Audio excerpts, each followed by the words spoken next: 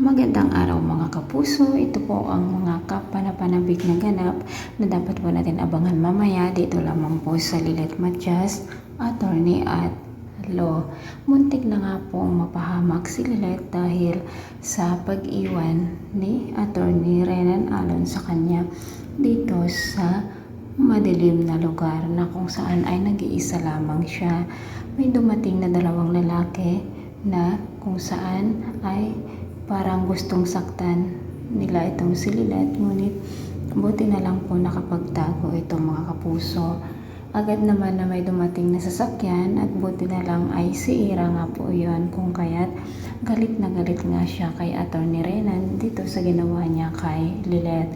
Nakipaghiwalay nga si Ira kay Attorney Renan, ngunit dahil magaling na magkunwari itong sa Attorney Renan, nakiusap siya kay Lilet na tulungan niyang kausapin itong si Ira upang sa ganun nga ay manumbalik ang pagtitiwala nito.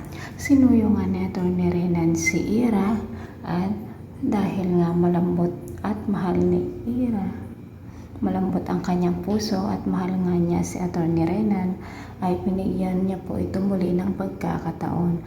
Masayang masaya nga si Attorney Renan dahil nga muli na naman nagtiwala si Ira sa kanya at patuloy pa rin ang kanyang gagawing paghihiganti dito sa dalawa mga kapuso. So, ito po, ngayon naman po si Patricia ay natalo na nga po sa sugal na kung saan ay galit na galit siya dahil sabi nga niya ayaw niya na puro lahat na lang ay talo ang kanyang natatamo, kung kaya't gusto niyang bumawi at isinanlangan niya ang lahat ng suot niyang alahas para sa ganun ay makabawi daw sa Mahjong. Pinapahanap naman ni Attorney Renan itong si Canor upang sa ganun nga ay isama rin niya dito sa paghihiganti kila Ira at Lilet mga kapuso. Mga kapuso, abangan po natin kung ano na naman masamang balak ang gagawin ni Patricia dito sa ating bida dahil nga ayaw niyang maging masaya si Lilet sa kanyang buhay dahil siya daw ang dahilan kung bakit nasira noon ang kanilang pamilya.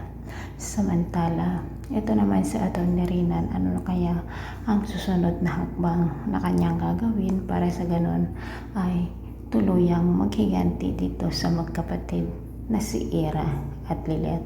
Ito po ang mga dapat natin abangan. Maraming salamat po. Bye-bye.